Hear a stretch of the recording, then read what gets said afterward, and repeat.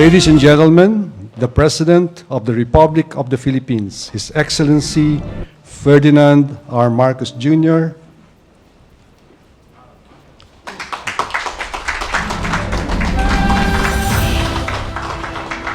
Thank you, Secretary Benjokno, for your introduction. The members of the Cabinet who have come here, please, who have come to join us this evening. Vice President Sara Duterte and a member of the Philippine delegation, House Speaker Martin Romualdez, as of course, Pasay City Representative Antonino Calixto and Mayor Imelda Calixto Rubiano. Good evening.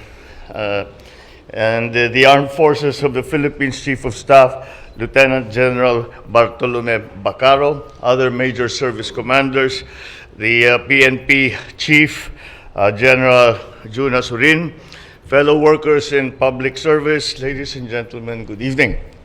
I'm very happy that I am able to report the results of the 29th APEC leaders meeting that I have just come back from in Bangkok. It was, of course, we discussed with the other leaders all of the issues that our countries have been facing, are facing, and what possible solutions we have for the problems that we see that are upcoming.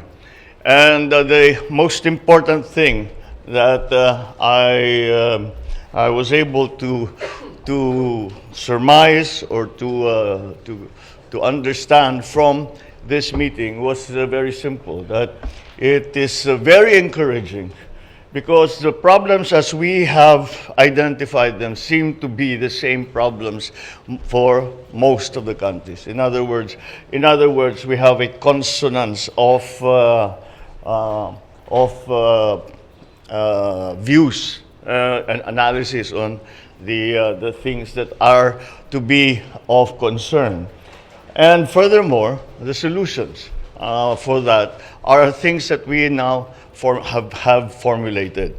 Of course, the subject of climate change, the subject of supply chains, the subject of food supply, the subject of digitalization, the empowerment of women. These were some of the issues that were discussed, and it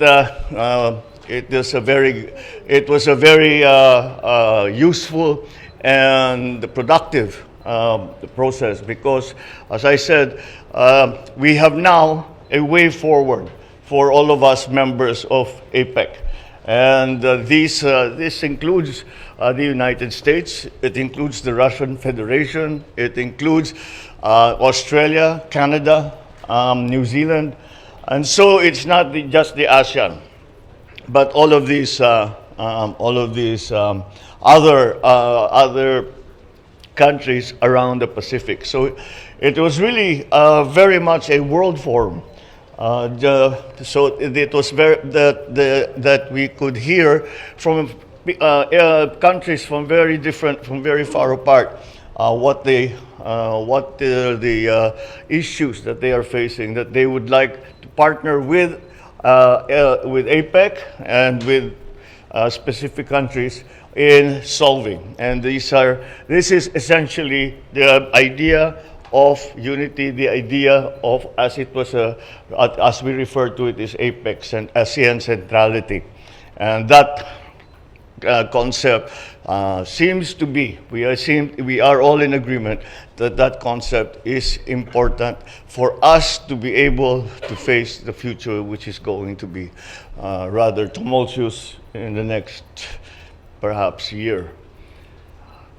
Besides the plenary sessions that we had, where we hear from every single member economy, as it is referred to, besides that, I had several bilateral meetings. Bilateral meetings are meetings that you have direct one-on-one with another leader of another country, outside, sort of on the fringes rather, of the summit. And that was also very useful because, in a sense, one of the most important things, at least for me, was the reason I thought that I must attend these conferences is that I know now I have spoken to, I have discussed many issues with all the leaders of our region, of the Asia Pacific.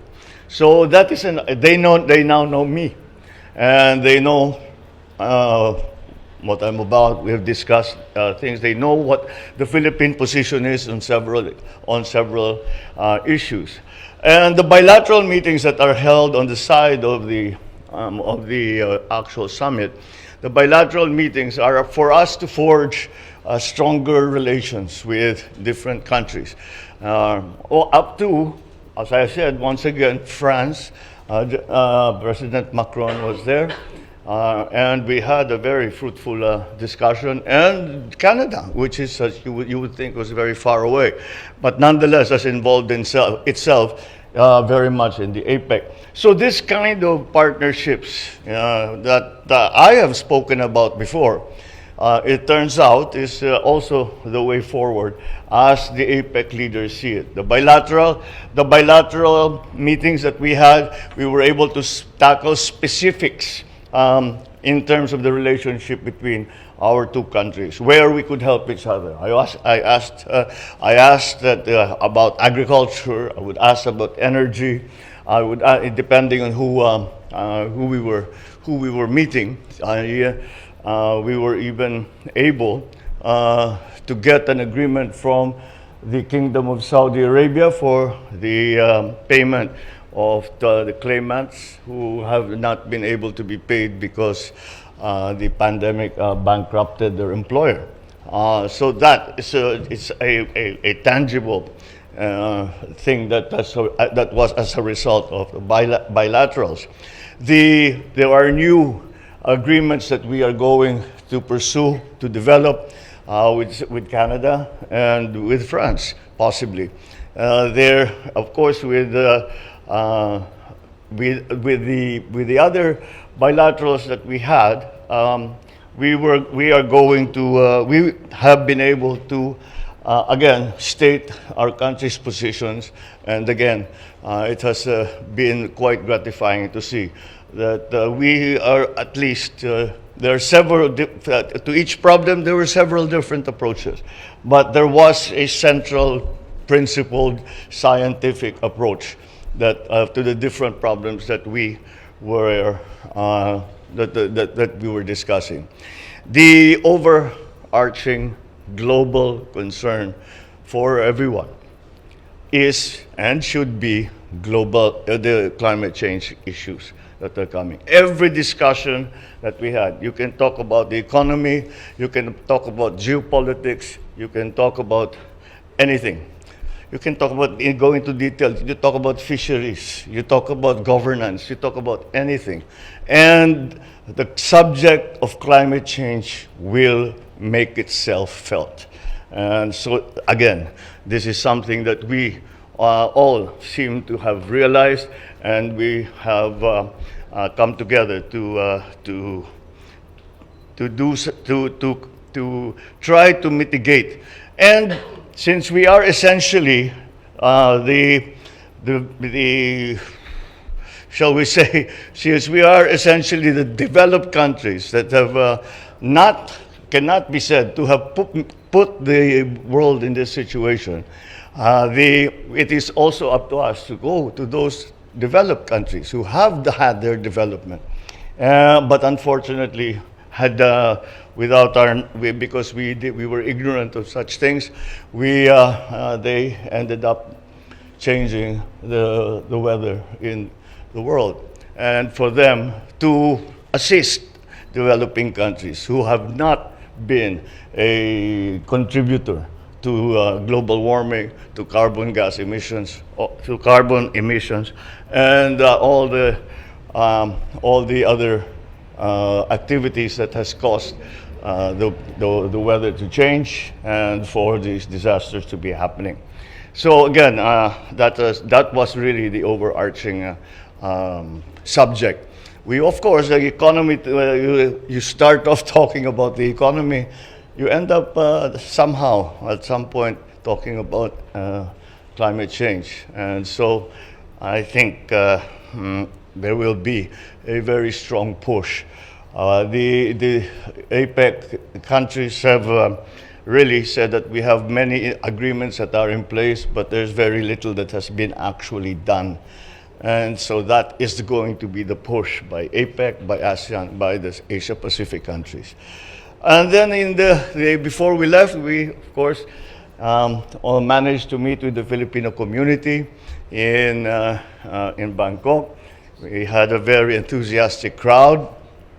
And as ever, it was, after all, the serious and very important discussions. It's always a breath of fresh air to spend time with fellow Pinoys around the world. So that essentially, these are the broad strokes of the trip that we have just come back from. And there's much that we can start to develop because some of the bilaterals were with private corporations. We were entertained by private corporations who want to invest in the Philippines. So those are the things that we have to follow up. We have much to do to play our part in APEC, and we will undertake all that so that we will contribute to the success of this region, because the ultimate, in terms of the economies, the ultimate aspiration is for the APEC region, Asia Pacific region, to return to its old role as the driver of the global economy. And if we do all of the things that we are planning to do, that will come back again, and we once again will be at the forefront of the global economy. So that is what we are working towards, and that is what we had tried to develop in Bangkok. Thank you very much, and good evening.